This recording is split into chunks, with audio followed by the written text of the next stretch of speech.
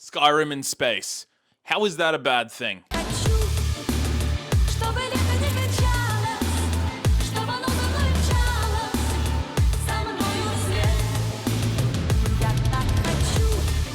You know, is it Skyrim in space, or is it a place to make thumbs angry because of pronouns? Because it's one option. You just click it and then you move on with it. Is it a place that makes men who wear wigs really angry because they can't perform basic space combat? Others say that it's an unoptimized game, even though they're running what is essentially a 6-year-old CPU with a current day graphics card. You know, is it it's called shit, I forgot. It's called a fucking bottleneck, dude. Kind of like, okay, so you know when you get the vacuum and people say it's not a good game because it's just not space sim enough. Well, if it's not space sim enough, then why can I recreate the magic school bus? But you know what I think it is? I think it's a goddamn Bethesda game. And you know what that means? It's filled with harmless bugs, baby.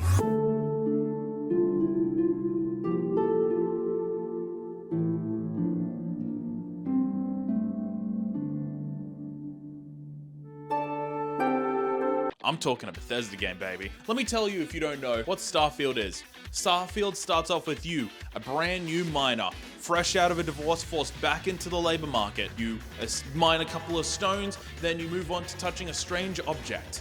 From that point on, you get into a fight with a couple of bandits. After you fight those bandits, then they give you a free ship, just in case there's an impending Fair Work claim against the company. From here, you join a bunch of space nerds who are going to collect more of these strange rocks. And you know what? You're gonna help them. Why? Because you're gonna find out if you've got a vision or it's concussion that's permanently changed you into an 11-year-old. You can get CTEs from more than just, sports that allow people to pick you up and drop you on your head. So this is Skyrim in space. Or, in relation to what most people are doing, it's more like Fallout 76 in space.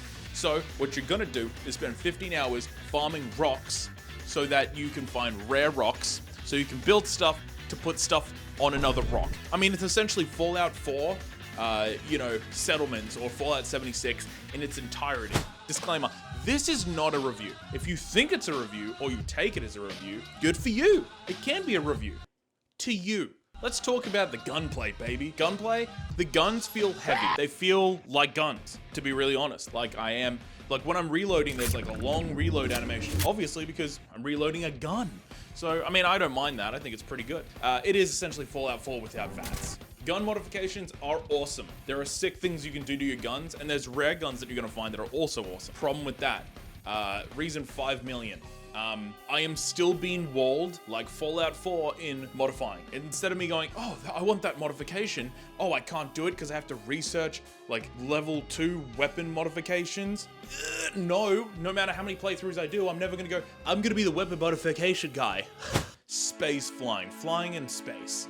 Now, this is the thing that a lot of people are gonna get stuck on if they're sim people, if they're space sim people, or they're gonna say, well, the game itself, it's pretty good, but the sim flying during space, it's not very sim-like. It doesn't have to be.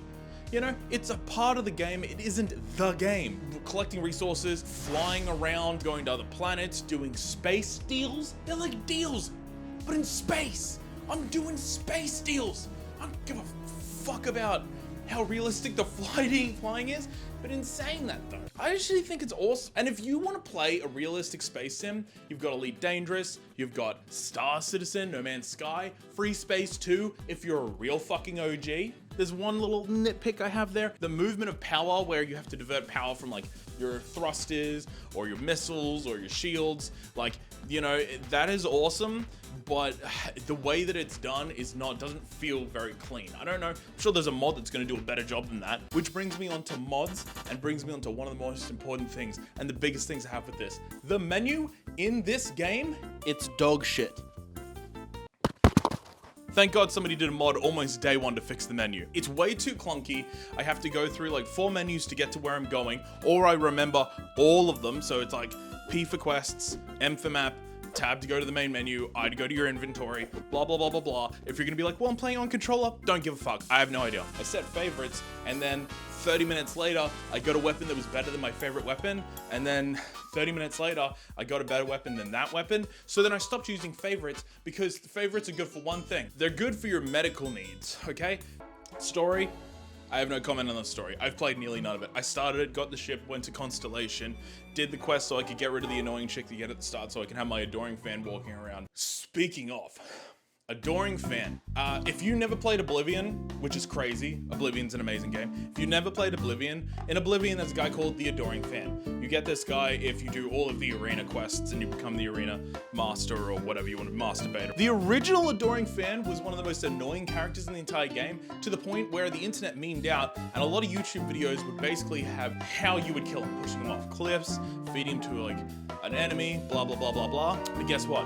In this, he has a million lines, he's fucking funny, and he has weird utility, and you can take him on missions, and he kills people for you. You know, I accidentally blew up a barrel next to him with one of my shots, and he said, Master, I've been hurt. And so strange, the shot came from you, you know? If you're flying into dock and he's on your ship, he'll literally say, it's so satisfying when the docks line up like that. If it doesn't tickle my taint when they use the same voice actor from Oblivion in this game, only it's a way more advanced version. And you could also just, tell him to wait in the space lock thing and then fly the ship off and kill him, if you really want to, but please don't space him. Getting offered spaceship insurance was one of the funniest things in this game, and everybody's like, yeah, you get attacked by bandits if you continue going, but it goes on for so long that I just gave up because it was boring. But it was funny being told, getting given a Agent Zero full thing about insurance, type of insurance, what it does for you, how you can claim it. It's funny to me. Anyway, one of the coolest things in this game is zero gravity fights. Now you can do this on like planets and stuff like that, but one of my favorite ones was there was a dying ship I was on and the power was cutting on and off, so the gravity was starting and stopping. So you would be in the middle of a fight, gravity would kick off, and then the dude would float up, and then you would shoot them, but guess what? You'd get propelled back by your gun. This small thing, for me, was so satisfying. I was like, I'm in a unique situation doing something I've done 100 times, and I like that. Neon City, when you first arrive at Neon City and you get to the pad and you land the craft and you walk in, is one of the most gorgeous things ever. As you walk in, it is the most gorgeous thing I've ever seen. It's just this brightly lit, like oil rig essentially. The expanse of this game's world is amazing because I keep thinking like, oh, I'm gonna hit my limit, it's gonna get boring. But then I get to the next area and lo and fucking behold, I get there and all of a sudden I get a radio station, people cut in, goes, hey, can you come down to the planet, which is a gigantic goddamn resort, and they're like, hey, there's a strange ship in the sky. I hit this, I try and communicate with the ship, and then the ship sends back distortion. That's a sick quest, by the way.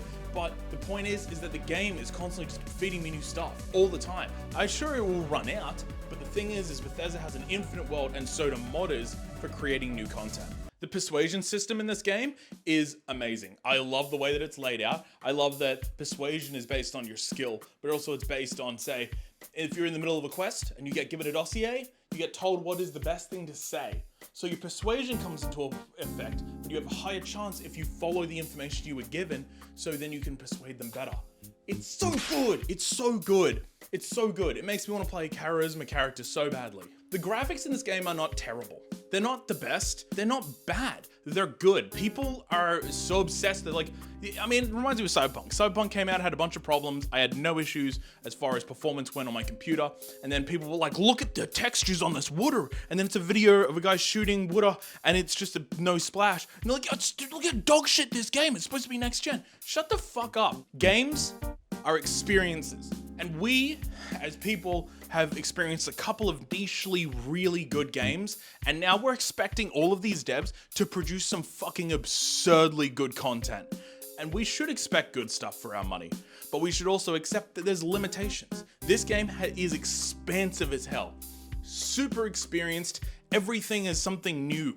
Why are we pretending like minor graphical issues are a fucking problem? Just enjoy the fucking game, man. I think people are looking for issues half the time. I'm gonna be honest. I think people are constantly looking for a problem with games in order to find a reason not to like them. And there's always gonna be people who are contrarian for the sake of being contrarian. And for that reason, I'd say, shut your sexy lips. Shut your sexy lips. Anyway, I enjoyed the game. I think it's fun. If there's any time left, feel free to put in some funny moments or whatever, Delu. Besides that, I appreciate you guys. Thank you for checking out the video. We're gonna be back with this style of content. I've hired Delu for at least one video a fortnight, weekly if I can afford it, or the channel, God forbid, makes a little bit of money. So I appreciate you guys. Have a great day. And remember, don't let somebody else fuck up your day.